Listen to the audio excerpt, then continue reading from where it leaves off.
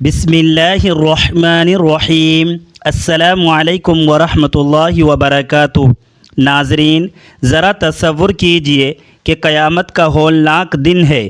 سورج سوا نیزے پر ہیں، لوگ اپنے اپنے پسینے میں غرق ہیں اور ہر انسان اپنی نیکیوں کا ترازو دیکھنے کے لیے تڑپ رہا ہے۔ آپ بڑے ایمان کے ساتھ، بڑی امیدوں کے ساتھ اپنے نامہ اعمال کو دیکھتے ہیں کہ اس میں زندگی بھر کے جمعوں کی نمازیں، جمعہ کے دن کے غسل کا ثواب اور وہ مبارک گھڑیاں درج ہوگی جن کے بارے میں میرے اور آپ کے پیارے نبی حضرت محمد مصطفیٰ صلی اللہ علیہ وآلہ وسلم نے اتنی عظیم بشارتیں دی تھی۔ لیکن اچانک آپ کو معلوم ہوتا ہے کہ آپ کی زندگی کے کئی جمعے جنہیں آپ بڑی پابندی سے ادا کرتے رہے، وہ اللہ تعالیٰ کی یہاں اس طرح قبول ہی نہیں ہوئے جیسے ہونے چاہیے تھے، بلکہ الٹا وہ آپ کے لیے محرومی کا سبب بن گئے۔ کیا آپ نے کبھی سوچا ہے کہ جس دن کو اللہ تبارک و تعالیٰ نے مسلمانوں کے لیے عید کا دن بنایا، جس دن کے بارے میں احادیث پاک میں آتا ہے کہ یہ تمام دنوں کا سردار ہے، اسی مبارک دن ہم کچھ ایسی نادانیاں اور کچھ ایسی غلطیاں کر بیٹھتے ہیں جو ہماری پوری محنت کو ضائع کر دیتی ہے۔ ہم میں سے اکثر لوگ سارا ہفتہ دنیا کی دوڑ دھوپ میں مصروف رہتے ہیں، اور جب جمعہ کا مبارک دن آتا ہے تو لاپرواہی، سستی یا پھر محض علم نہ ہونے کی وجہ سے ایسی سنگین غلطیاں کر جاتے ہیں کہ جن کا نقصان صرف دنیا میں ہی نہیں بلکہ آخرت میں بھی اٹھانا پڑے گا۔ میرے پیارے بھائیوں اور میری پیاری بہنوں، یہ کوئی معمولی بات نہیں ہے، یہ ہماری آخرت کی نجات کا معاملہ ہے۔ یہ اس عظیم الشان دن کی بے حرمتی کا معاملہ ہے جسے اللہ تعالیٰ نے تمام دنوں پر فضیلت عطا فرمائی ہے۔ آج کا یہ بیان، یہ مقالہ اور یہ گفتگو آپ کی زندگی کو بدل سکتی ہے، کیونکہ آج ہم ان 5 بڑی اور عام غلطیوں کا احاطہ کریں گے جو ہمارے معاشرے میں کثرت سے دیکھی جاتی ہے اور جن کے بارے میں جاننا ہر مسلمان مرد اور عورت کے لیے یکساں ضروری ہے۔ ابھی تو ہم نے صرف بات کا آغاز کیا ہے، اب جو پہلی اور بنیادی غلطی میں آپ کے سامنے رکھنے جا رہا ہوں وہ ہمارے معاشرے کی جڑوں میں اس طرح بیٹھ چکی ہے کہ ہمیں احساس تک ہی نہیں ہوتا کہ ہم کتنے بڑے گناہ اور محرومی کا شکار ہو رہے ہیں۔ اس لیے دل کے کانوں سے سنیے گا اور اس پہلی غلطی کو غور سے سمجھیں۔ پہلی بڑی غلطی جو ہمارے معاشرے میں کثرت سے دیکھی جاتی ہے اور جس نے ہمارے نوجوانوں، بزرگوں اور بوڑھوں کو اپنی لپیٹ میں لے رکھا ہے، وہ ہے خطبہ جمعہ کے دوران سستی کرنا، تاخیر سے آنا یا خطبے کو پوری توجہ سے نہ سننا۔ میرے عزیز بھائیوں، اکثر دیکھا گیا کہ جب مؤذن خطبے کے لیے دوسری اذان دے رہا ہوتا ہے یا جب امام صاحب منبر پر تشریف فرما ہو کر خطبہ شروع کر چکے ہوتے ہیں، اس وقت لوگ سکون سے اپنے گھروں سے نکل رہے ہوتے ہیں یا مسجد کے باہر کھڑے ہو کر دنیاوی گفتگو میں مصروف ہوتے ہیں، اور کچھ لوگ تو ایسے ہوتے ہیں جو بالکل آخری لمحات میں جب نماز کھڑی ہونے والی ہوتی ہے تب مسجد میں داخل ہوتے ہیں۔ ذرا سوچئے، یہ کتنی بڑی محرومی ہے۔ صحیح بخاری اور صحیح مسلم کی متفق علیہ حدیث ہے جس کے راوی سیدنا ابو ہریرہ رضی اللہ تعالی عنہ ہے۔ آپ صلی اللہ علیہ وآلہ وسلم نے ارشاد فرمایا کہ جب جمعہ کا دن ہوتا ہے تو مسجد کے ہر دروازے پر فرشتے کھڑے ہو جاتے ہیں اور وہ سب سے پہلے آنے والے پھر اس کے بعد آنے والے کا نام لکھتے ہیں، یعنی جو انسان سب سے پہلے آتا ہے اس کا ثواب ایسا ہے جیسے اس نے اللہ تعالیٰ کی راہ میں اونٹ کی قربانی دی۔ جو اس کے بعد آتا ہے اس کا ثواب گائے کی قربانی جیسا ہے۔ جو اس کے بعد آتا ہے اس کا ثواب مینڈے کی قربانی جیسا ہے، یہاں تک کہ مرغی اور انڈے کا ذکر فرمایا۔ لیکن میرے بھائیوں، حدیث کے الفاظ پر غور کیجئے۔ آپ صلی اللہ علیہ وآلہ وسلم نے فرمایا کہ جب امام خطبے کے لیے ممبر پر بیٹھ جاتا ہے تو فرشتے اپنے رجسٹر بند کر دیتے ہیں اور خطبہ سننے کے لیے مسجد کے اندر آ جاتے ہیں۔ اللہ اکبر! ذرا دل پر ہاتھ رکھ کر سوچئے کہ اگر ہم اس وقت مسجد پہنچ رہے ہیں جب امام صاحب خطبہ دے رہے ہیں تو فرشتوں کے اس خاص رجسٹر میں جس میں اللہ کے مقرب بندوں اور جمعہ کی فضیلت پانے والوں کے نام لکھے جا رہے تھے، ہمارا نام تو شامل ہی نہیں ہوا۔ ہم اس عظیم الشان فضیلت سے محروم ہو گئے۔ ہمارے یہاں ایک عام عمل یہ بھی دیکھا گیا ہے کہ لوگ مسجد میں آ تو جاتے ہیں لیکن خطبے کے دوران اپنے موبائل فونز میں مصروف ہو جاتے ہیں، پیغامات کا جواب دے رہے ہوتے ہیں یا پھر سوشل میڈیا اسکرول کر رہے ہوتے ہیں۔ صحیح مسلم کی روایت میں آتا ہے کہ رسول اللہ صلی اللہ علیہ وآلہ وسلم نے فرمایا کہ جس نے کنکریوں کو چھوا یعنی خطبے کے دوران زمین پر پڑی کنکریوں سے کھیلتا رہا، اس نے لغو کام کیا، اور جس نے لغو کام کیا اس کا جمعہ ہی نہیں ہوا۔ ایک اور حدیث میں آتا ہے کہ اگر تم نے خطبے کے دوران اپنے بھائی سے یہ بھی کہا کہ خاموش ہو جاؤ تو تم نے لغو کام کیا، یعنی نیکی کا حکم دینا بھی خطبے کے دوران زبان سے ممنوع قرار دیا گیا ہے تاکہ پوری توجہ خطبے کی طرف رہے۔ یہاں علماء کرام کا ایک علمی اختلاف بھی سامنے آتا ہے جسے دیانت داری سے سمجھانا ضروری ہے۔ وہ یہ ہے کہ جب امام خطبہ دے رہا ہو اور کوئی شخص مسجد میں داخل ہو تو کیا وہ تحیۃ المسجد یعنی مسجد کے احترام کی 2 رکعتیں پڑھے یا نہ پڑھے؟ امام شافعی، امام احمد اور دیگر محدثین کا موقف یہ ہے کہ صحیح بخاری کی حدیث کے مطابق جس میں آپ صلی اللہ علیہ وآلہ وسلم نے دوران خطبہ آنے والے صحابی سلیق غطفانی رضی اللہ تعالی عنہ کو حکم دیا تھا کہ اٹھو اور مختصر 2 رکعتیں پڑھو، اس لیے ہلکی اور مختصر 2 رکعتیں پڑھ لینی چاہیے، جبکہ امام ابو حنیفہ اور بعض دیگر فقہا کا موقف یہ ہے کہ خطبہ سننا فرض اور واجب ہے، اس لیے جب خطبہ شروع ہو جائے تو کسی بھی قسم کی نمازیں یا نفل پڑھنا درست نہیں بلکہ خاموشی سے بیٹھ کر خطبہ سننا چاہیے۔ البتہ ان تمام ائمہ کا اس بات پر بالاتفاق اجماع ہے کہ خطبے کو نہایت توجہ، سکون اور خاموشی سے سننا واجب ہے، اور اس دوران کسی بھی قسم کی گفتگو، موبائل کا استعمال یا سستی کرنا سخت محرومی کا باعث ہے۔ اب ذرا علمی طور پر دیکھیے کہ ہمارے بھائی مسجدوں میں بیٹھے انگلیوں کے پٹاخے بجا رہے ہوتے ہیں، دائیں بائیں دیکھ رہے ہوتے ہیں یا نیند کے جھونکے لے رہے ہوتے ہیں۔ یہ سب اس پہلی غلطی کا حصہ ہے جو ہماری عبادت کے نور کو ختم کر دیتی ہے۔ اس لیے ہمیں عہد کرنا ہوگا کہ ہم خطبے سے بہت پہلے مسجد پہنچیں گے۔ لیکن میرے محترم ناظرین، ابھی تو یہ شروعات ہے۔ دوسری غلطی جو میں آپ کو بتانے جا رہا ہوں وہ تو اس سے بھی زیادہ دل دہلا دینے والی ہے، اور اس کا تعلق ہماری صفوں کی ترتیب اور مسجد کے آداب سے ہے، جو اکثر لوگ نادانی میں کر جاتے ہیں۔ چلیے اس دوسری غلطی کی طرف بڑھتے ہیں۔ دوسری بڑی غلطی جو جمعہ کے مبارک دن مسجدوں میں عام طور پر دیکھنے کو ملتی ہے وہ ہے صفوں کو پھلانگنا، لوگوں کو تکلیف دینا اور مسجد کے آداب کا خیال نہ رکھنا۔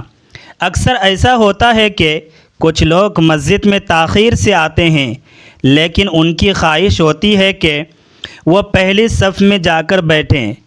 اس چکر میں وہ پہلے سے بیٹھے ہوئے لوگوں کے کندھوں کو پھلانگتے ہیں، ان کی گردنوں کے اوپر سے گزرتے ہیں اور دوسروں کو تنگ کرتے ہوئے آگے بڑھنے کی کوشش کرتے ہیں۔ میرے عزیز بھائیوں اور میری پیاری بہنوں، یہ عمل نہ صرف اخلاقی طور پر ناپسندیدہ ہے بلکہ شرعی طور پر بھی سخت ممنوع ہے۔ سنن ابو داود اور سنن نسائی میں حضرت عبداللہ بن بصیر رضی اللہ تعالی عنہ سے روایت ہے کہ ایک شخص جمعہ کے دن لوگوں کی گردنوں کو پھلانگتا ہوا آگے آ رہا تھا، اور رسول اللہ صلی اللہ علیہ وآلہ وسلم منبر پر خطبہ ارشاد فرما رہے تھے۔ آپ صلی اللہ علیہ وآلہ وسلم نے جب یہ منظر دیکھا تو خطبے کے دوران اس شخص کو مخاطب کر کے فرمایا کہ بیٹھ جاؤ، یقیناً تم نے لوگوں کو تکلیف دی اور تاخیر سے آئے۔ سبحان اللہ، ذرا غور کیجئے، آپ صلی اللہ علیہ وآلہ وسلم نے اس شخص کو وہیں روک دیا اور فرمایا کہ ایک تو تم خود لیٹ آئے ہو، اوپر سے تم لوگوں کو پریشان کر رہے ہو۔ اسی طرح ایک اور حدیث میں آتا ہے کہ جو شخص لوگوں کی گردنیں پھلانگتا ہے وہ گویا جہنم کی طرف اپنے لیے ایک پل بنا رہا ہے۔ یہ کتنا سخت جملہ ہے جو ہمیں خبردار کرتا ہے کہ ہم اپنی نیکی کمانے کے چکر میں دوسروں کے حقوق العباد کو پامال نہ کریں۔ اس مسئلے میں علماء کرام فرماتے ہیں کہ اگر پہلے صفوں میں کوئی جگہ خالی ہو اور پیچھے سے آنے والا شخص کسی کو تکلیف دیے بغیر یعنی صریح خلا کو پر کرنے کے لیے آگے بڑھے تو اس کی گنجائش ہے، لیکن اگر صفیں مکمل ہوں اور وہ زور زبردستی لوگوں کو دبا کر ان کے کندھوں پر ہاتھ رکھ کر آگے جانے کی کوشش کرے تو یہ مکروہ تحریمی اور سخت گناہ کا باعث ہے۔ اس کی ایک عملی مثال ہمارے یہاں یہ ہوتی ہے کہ کچھ لوگ اپنی جگہ مخصوص کر لیتے ہیں، جیسے کوئی رومال یا جائے نماز رکھ کر چلے جاتے ہیں اور بعد میں آنے والے کو وہاں بیٹھنے نہیں دیتے، یا پھر پیچھے آنے والا زبردستی دو بیٹھے ہوئے لوگوں کے درمیان گھسنے کی کوشش کرتا ہے جس سے وہ دونوں تنگی محسوس کرتے ہیں۔ آپ صلی اللہ علیہ وآلہ وسلم نے اس سے بھی منع فرمایا کہ دو بیٹھے ہوئے لوگوں کے درمیان ان کی اجازت کے بغیر تفریق نہ کی جائے، یعنی ان کے بیچ میں زبردستی نہ گھسا جائے۔ مسجد اللہ کا گھر ہے، وہاں سب برابر ہے، جو پہلے آئے گا وہ آگے بیٹھے گا، جو بعد میں آئے گا وہ جہاں جگہ ملے گی وہیں بیٹھ جائے گا۔ یہی اسلام کا حسن ہے اور یہی مساوات کا درس ہے۔ لیکن افسوس کہ ہم اپنی انا یا لاپرواہی کی وجہ سے اس خوبصورت تعلیم کو بھی بھول جاتے ہیں۔ ابھی تو ہم نے ان دو غلطیوں کا ذکر کیا ہے جن کا تعلق مسجد کے اندر کے ماحول سے ہے، لیکن اب جو تیسری غلطی میں آپ کے سامنے بیان کرنے جا رہا ہوں اس کا تعلق جمعہ کی صبح سے ہی شروع ہو جاتا ہے، اور وہ ایک ایسی سنت ہے جسے ہم نے تقریباً بھلا دیا ہے یا اس میں اتنی سستی کرتے ہیں کہ اللہ کی پناہ۔ چلیے اب اس تیسری غلطی کی حقیقت کو جانتے ہیں جو شاید آپ میں سے بہت سے لوگوں کو چونکا دے۔ تیسری بڑی غلطی جو ہمارے معاشرے میں بہت عام ہو چکی ہے وہ ہے جمعہ کے دن غسل کرنے، خوشبو لگانے اور اچھے لباس پہننے کی سنت کو معمولی سمجھنا یا اسے ترک کر دینا۔ میرے واجب الاحترام ناظرین، جمعہ کا دن کوئی عام دن نہیں ہے، یہ مسلمانوں کے لیے ہفتہ واری عید کا دن ہے، اور عید کے دن انسان سب سے پہلے سب سے بہترین حالت میں ہونا چاہیے۔ لیکن ہمارے یہاں کیا ہوتا ہے، بہت سے لوگ عام دنوں کی طرح بس اٹھے، وضو کیا اور اسی عام سے لباس میں یا بعض اوقات رات کے سوتے ہوئے کپڑوں میں ہی مسجد کی طرف چلے جاتے ہیں۔ نہ غسل کا اہتمام کیا، نہ مسواک کی اور نہ ہی خوشبو لگائی۔ صحیح بخاری اور صحیح مسلم میں سیدنا ابو سعید خدری رضی اللہ تعالی عنہ سے روایت ہے کہ رسول اللہ صلی اللہ علیہ وسلم نے فرمایا کہ جمعہ کے دن کا غسل ہر بالغ پر واجب ہے۔ یہاں لفظ واجب کی تشریح میں ائمہ اور فقہا کے درمیان بڑا خوبصورت اور علمی اختلاف ہے۔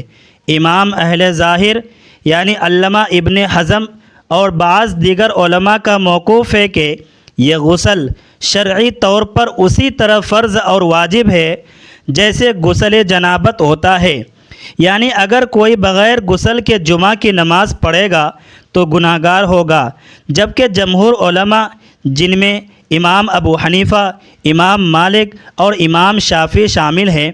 ان کا موقف یہ ہے کہ یہاں واجب سے مراد تاکید شدید ہے، یعنی یہ سنت مؤکدہ ہے اور اس کا درجہ بہت اونچا ہے، کیونکہ دیگر احادیث میں وضو کی بھی اجازت دی گئی ہے، جیسے آپ صلی اللہ علیہ وآلہ وسلم نے فرمایا کہ جس نے جمعہ کے دن وضو کیا اس نے اچھا کیا، اور جس نے غسل کیا تو غسل افضل ہے۔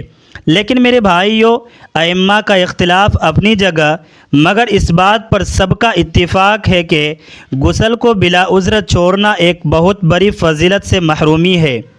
رسول اللہ صلی اللہ علیہ وسلم نے نہ صرف غسل کا حکم دیا بلکہ فرمایا کہ انسان کو چاہیے کہ وہ مسواک کرے، اپنے پاس موجود خوشبو میں سے خوشبو لگائے اور اپنے بہترین کپڑے پہنے۔ ذرا اس کی عملی مثال دیکھیے، اگر ہمیں کسی دنیاوی افسر، کسی وزیر یا کسی کاروباری میٹنگ میں جانا ہو تو ہم کتنی تیاری کرتے ہیں، مہنگے سے مہنگا سوٹ پہنتے ہیں، پرفیوم لگاتے ہیں، اپنے بالوں کو سنوارتے ہیں، لیکن جب کائنات کے مالک احکم الحاکمین کے حضور اس کے پسندیدہ دن جمعہ کی نماز کے لیے کھڑے ہونا ہو تو ہم اتنی سستی دکھاتے ہیں۔ بعض لوگ تو ایسے ہوتے ہیں جو اپنے کام کاج، دکان یا فیکٹری سے سیدھے اسی پسینے اور بو والے کپڑوں میں مسجد آ جاتے ہیں، جس سے ساتھ کھڑے نماز پڑھنے والے بھائیوں کو تکلیف ہوتی ہے۔ حالانکہ اسلام نے مسجد میں ایسی چیز کھا کر آنے سے بھی منع کیا ہے جس سے منہ میں بو پیدا ہو، جیسے کچا پیاز یا لہسن، تو پھر پسینے اور گندے کپڑوں کے ساتھ آنا کیسے درست ہو سکتا ہے؟ یہ تیسری غلطی ہمارے معاشرے میں اتنی سرایت کر چکی ہے کہ ہم اسے غلطی ہی سمجھتے ہی نہیں، حالانکہ یہ ہمارے ایمان کے اس پہلو کو ظاہر کرتی ہے کہ ہم اللہ کے گھر اور اس کے دین کی کتنی تعظیم کرتے ہیں۔ ابھی بات یہاں ختم نہیں ہوئی۔ چوتھی غلطی جو میں آپ کو بتانے جا رہا ہوں وہ تو سن کر شاید آپ حیران رہ جائیں گے، کیونکہ وہ ایک ایسی سورت کی تلاوت سے متعلق ہے جس کا نام ہم سب جانتے ہیں، لیکن اس کی تلاوت کا وقت اور طریقہ کار کیا ہے، اس میں ہم سے کیا کوتاہی ہوتی ہے؟ چلیے اس چوتھی غلطی کی گہرائی میں اترتے ہیں۔ چوتھی غلطی سن کر شاید آپ حیران رہ جائیں، اور وہ غلطی ہے جمعہ کے دن سورہ کہف کی تلاوت کو ترک کرنا یا اس کے وقت اور آداب کا درست خیال نہ رکھنا۔ میرے عزیز بھائیوں اور میری محترم بہنوں، سورہ کہف قرآن مجید کی وہ مبارک سورت ہے جس کے بارے میں رسول اللہ صلی اللہ علیہ وسلم نے جمعہ کے دن تلاوت کرنے کی بہت بڑی فضیلت بیان فرمائی ہے۔ سنن درامی اور مستدرک حاکم میں صحیح سند کے ساتھ روایت موجود ہے کہ آپ صلی اللہ علیہ وآلہ وسلم نے فرمایا کہ جس شخص نے جمعہ کے دن سورہ کہف کی تلاوت کی اس کے لیے دونوں جمعوں کے درمیان ایک نور روشن کر دیا جاتا ہے۔ ایک اور روایت میں آتا ہے کہ وہ شخص دجال کے فتنے سے محفوظ رہے گا۔ سبحان اللہ، کتنا بڑا انعام ہے، کتنا عظیم نور ہے جو اللہ تعالیٰ اپنے اس بندے کو عطا کرتا ہے جو جمعہ کے دن اس سورت کی تلاوت کرتا ہے۔ لیکن افسوس کہ ہمارے معاشرے میں جمعہ کا پورا دن گزر جاتا ہے، رات ہو جاتی ہے، لیکن ہمارے گھروں میں، ہمارے نوجوانوں میں اور ہماری مستورات میں سورہ کہف کی تلاوت کا وہ اہتمام نظر ہی نہیں آتا جو ہونا چاہیے تھا۔ ہم فیس بک، واٹس ایپ اور یوٹیوب پر گھنٹوں ضائع کر دیتے ہیں، لیکن قرآن مجید کے ان 18 رکوعات کو پڑھنے کے لیے ہمارے پاس 20 منٹ نہیں ہوتے۔ یہاں وقت کے لحاظ سے ایک اہم علمی مسئلہ سمجھنا ضروری ہے۔ علماء کرام فرماتے ہیں کہ جمعہ کے دن سے مراد صرف جمعہ کا دن یعنی سورج نکلنے کے بعد کا وقت ہی نہیں ہے، بلکہ شرعی طور پر جمعہ کا دن جمعرات کے سورج غروب ہونے یعنی شب جمعہ سے شروع ہو جاتا ہے اور جمعہ کے دن سورج غروب ہونے تک رہتا ہے۔ اس پورے دورانیے میں آپ کسی بھی وقت سورہ کہف کی تلاوت کر سکتے ہیں۔ اگر کوئی شخص جمعرات کی رات کو پڑھ لے تب بھی وہ اس فضیلت کو پا لے گا، اور اگر کوئی جمعہ کے دن مغرب سے پہلے پڑھ لے تب بھی وہ اس برکت کا مستحق ٹھہرے گا۔ لیکن اس میں غلطی یہ ہوتی ہے کہ لوگ سمجھتے ہیں کہ یہ صرف جمعہ کی نماز سے پہلے ہی پڑھی جا سکتی ہے، اور اگر جمعہ کی نماز ہو جائے تو پھر وہ چھوڑ دیتے ہیں کہ اب تو وقت نکل گیا، حالانکہ وقت مغرب تک ہوتا ہے۔ اس کی ایک اور عملی مثال یہ ہے کہ کچھ لوگ صرف برکت کے لیے موبائل پر یا ٹی وی پر سورہ کہف کی آڈیو چلا کر چھوڑ دیتے ہیں اور خود اپنے کاموں میں مصروف رہتے ہیں۔ یاد رکھیے، تلاوت سننے کا اپنا ثواب ہے، لیکن جو فضیلت حدیث میں بیان کی گئی ہے وہ قرأ یعنی جس نے تلاوت کی کے الفاظ کے ساتھ ہے۔ اس لیے خود اپنے منہ سے پڑھنا، زبان سے الفاظ ادا کرنا اور دل کی توجہ کے ساتھ پڑھنا اصل سنت ہے۔ ہم اس چوتھی غلطی کا شکار ہو کر اس عظیم نور سے محروم ہو رہے ہیں جو ہمیں فتنوں کے اس دور میں دجال جیسے عظیم فتنے سے بچا سکتا ہے۔ اس لیے ہمیں آج ہی سے یہ نیت کرنی ہے کہ ہم خود بھی اور اپنے گھر والوں کو بھی سورہ کہف کی تلاوت کا پابند بنائیں گے۔ میرے دل کے ٹکڑوں، اب ہم اس گفتگو کے اس موڑ پر پہنچ چکے ہیں جہاں میں آپ کو وہ آخری اور پانچویں غلطی بتانے جا رہا ہوں، اور یہ آخری غلطی وہ ہے جو اکثر نمازی بھی کر جاتے ہیں۔ وہ لوگ جو 5 وقت کی نمازی ہیں، تہجد گزار ہیں، وہ بھی اس غلطی میں مبتلا ہو کر جمعہ کے دن کی سب سے بڑی قبولیت کی گھڑی سے محروم رہ جاتے ہیں۔ چلیے اس آخری اور انتہائی اہم غلطی کو پورے ہوش و حواس کے ساتھ سنتے اور سمجھتے ہیں۔ 5ویں اور آخری غلطی وہ ہے جو اکثر نمازی بھی کر جاتے ہیں، اور وہ ہے جمعہ کے دن دعا کی قبولیت کی اس خاص گھڑی کو ضائع کر دینا جس میں مانگی گئی ہر دعا اللہ تعالی لازمی قبول فرماتا ہے۔ میرے محترم بھائیوں اور میری پیاری بہنوں، اللہ تبارک و تعالی نے امت محمدیہ پر اتمام حجت کے لیے اور اپنے فضل و کرم کے اظہار کے لیے جمعہ کے دن میں ایک ایسا وقت چھپا کر رکھا ہے جس میں کوئی مسلمان بندہ کھڑے ہو کر نماز پڑھے یا اللہ سے دعا مانگے تو اللہ تعالیٰ اس کی دعا کو رد نہیں فرماتا۔ صحیح بخاری اور صحیح مسلم کی متفق علیہ حدیث ہے کہ رسول اللہ صلی اللہ علیہ وسلم نے جمعہ کے دن کا ذکر کیا اور فرمایا کہ اس دن میں ایک ایسی گھڑی ہے کہ کوئی مسلمان بندہ اگر اسے پالے اور وہ کھڑا ہو کر نماز پڑھ رہا ہو یا دعا کر رہا ہو اور اللہ تعالیٰ سے کسی بھلائی کا سوال کرے تو اللہ تعالیٰ اسے وہ چیز ضرور عطا فرما دیتا ہے۔ اور آپ صلی اللہ علیہ وسلم نے اپنے ہاتھ کے اشارے سے واضح فرمایا کہ وہ وقت بہت مختصر ہوتا ہے۔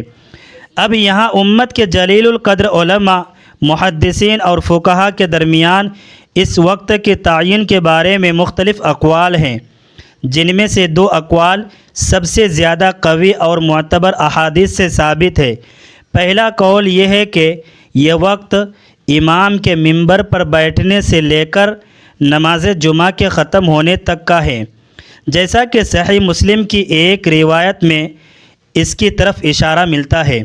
اور دوسرا قول جو کہ جمہور علماء اور کثیر صحابہ کرام سے جیسے سیدنا عبداللہ بن سلام اور سیدنا ابو ہریرہ رضی اللہ تعالی عنہما کا ہے، وہ یہ ہے کہ یہ گھڑی جمعہ کے دن عصر کی نماز کے بعد سے لے کر مغرب کے سورج غروب ہونے تک کے آخری وقت میں ہوتی ہے۔ سنن ابو داود کی حدیث میں صراحت کے ساتھ موجود ہے کہ آپ صلی اللہ علیہ وسلم نے فرمایا کہ اس گھڑی کو عصر کے بعد آخری وقت میں تلاش کرو۔ اب ذرا ہمارے معاشرے کے عملی حالت دیکھیے۔ جمعہ کے دن عصر کی نماز کے بعد کا جو وقت ہوتا ہے وہ ہمارے یہاں سب سے زیادہ غفلت کا وقت ہوتا ہے، لوگ بازاروں میں شاپنگ کر رہے ہوتے ہیں، ہوٹلوں پر بیٹھے چائے پی رہے ہوتے ہیں، یا گھروں میں ٹی وی اور موبائل پر وقت ضائع کر رہے ہوتے ہیں۔ کوئی بھی اس آخری 1 گھنٹے میں مسجد میں یا گھر کے کسی کونے میں مصلی پر بیٹھ کر اللہ تبارک و تعالیٰ کے سامنے ہاتھ پھیلانے کی زحمت نہیں کرتا۔ وہ مبارک گھڑی جس میں ہماری تقدیریں بدل سکتی ہے، جس میں ہمارے گناہ معاف ہو سکتے ہیں، جس میں ہماری بیماریاں شفا میں بدل سکتی ہے، وہ گھڑی ہماری لاپرواہی کی نظر ہو جاتی ہے۔ کتنا بڑا خسارہ ہے یہ! ہم دنیا بھر کے وظیفے ڈھونڈتے ہیں، لوگوں سے دعاؤں کی بھیک مانگتے ہیں، لیکن جو وقت خود کائنات کے مالک نے مقرر کیا اور جس کی ضمانت میرے اور آپ کے مرشد کریم صلی اللہ علیہ وآلہ وسلم نے دی، اس وقت ہم خواب خرگوش کے مے نوش بنے ہوتے ہیں۔ یہ وہ 5ویں غلطی ہے جو بظاہر نظر نہیں آتی، لیکن انسان کو بہت بڑے روحانی خزانے سے محروم کر دیتی ہے۔ میرے واجب الاحترام ناظرین، دل کے ٹکڑوں اور میری عزیز بہنوں اور بھائیوں، اب وقت آ گیا ہے کہ ہم ان 5 غلطیوں کا ایک مختصر خلاصہ اپنے ذہنوں میں تازہ کر لیں، تاکہ یہ باتیں ہمیشہ کے لیے ہمارے دلوں پر نقش ہو جائیں۔ ہم نے آج کے اس بیان میں دیکھا کہ پہلی بڑی غلطی خطبہ جمعہ کے دوران سستی کرنا اور تاخیر سے آنا ہے، جس سے فرشتوں کے رجسٹر میں نام درج ہونے سے رہ جاتا ہے۔ دوسری غلطی لوگوں کے کندھوں کو پھلانگنا اور مسجد میں دوسروں کو تکلیف دینا ہے، جو کہ اسلامی آداب کے سراسر خلاف ہے۔ تیسری غلطی جمعہ کے دن غسل، مسواک، خوشبو اور اچھے لباس کی سنت کو نظر انداز کرنا ہے، جو کہ اس مبارک دن کی تعظیم کا لازمی حصہ ہے۔ چوتھی غلطی سورہ کہف کی تلاوت سے غفلت برتنا ہے، جو کہ دونوں جمعوں کے درمیان ہمارے لیے نور کا باعث بنتی ہے۔ اور 5ویں غلطی عصر سے مغرب کے درمیان دعا کی قبولیت کی اس مبارک اور مختصر گھڑی کو ضائع کر دینا ہے، جس میں ہر جائز دعا قبول ہوتی ہے۔ اللہ تبارک و تعالیٰ سے دعا ہے کہ وہ ہمیں ان تمام غلطیوں سے بچنے کی توفیق عطا فرمائے۔ الہی ہمارے گزرے ہوئے جمعوں کی کوتاہیوں کو معاف فرما۔ اے اللہ، ہمیں جمعہ کے دن کی حقیقی برکات، انوارات اور فضائل کو سمیٹنے کی توفیق عطا فرما۔ ہمارے دلوں کو مسجدوں کی محبت سے بھر دے۔ ہمیں خطبہ جمعہ کو آداب اور خاموشی سے سننے والا بنا۔ ہماری نسلوں کو دجال کے فتنے سے محفوظ فرما، اور ہمیں سورہ کہف کی باقاعدگی سے تلاوت کرنے کی ہمت عطا فرما۔ الہی، جمعہ کی اس مبارک قبولیت کی گھڑی میں ہمارے گناہوں کو معاف فرما، ہماری پریشانیوں کو دور فرما۔ جو بیمار ہیں انہیں شفائے کاملہ عاجلہ عطا فرما، اور جو اس دنیا سے رخصت ہو چکے ہیں ان کی قبروں کو جنت کا باغ بنا۔ آمین یا رب العالمین۔ میرے پیارے ناظرین، اگر آپ کو لگتا ہے کہ آج کی اس ویڈیو سے آپ کے علم میں اضافہ ہوا ہے اور یہ باتیں دوسرے مسلمانوں تک بھی پہنچنی چاہیے، تو اس ویڈیو کو لائک ضرور کیجیے، اپنے دوستوں، رشتہ داروں اور گھر والوں کے ساتھ شیئر کیجیے تاکہ وہ بھی ان غلطیوں سے بچ سکے۔ نیچے کمنٹ سیکشن میں آمین لکھ کر اپنی محبت کا اظہار کیجیے، اور چینل کو سبسکرائب کرنا ہرگز نہ بھولیے، تاکہ ایسی ہی مستند اور معلوماتی اسلامی ویڈیوز آپ کو مستقبل میں بھی ملتی رہے۔ اپنا اور اپنے پیاروں کا بہت بہت خیال رکھیے گا، مجھے اپنی دعاؤں میں یاد رکھیے گا۔ وآخر دعوانا ان الحمد للہ رب العالمین۔ السلام علیکم ورحمۃ اللہ وبرکاتہ۔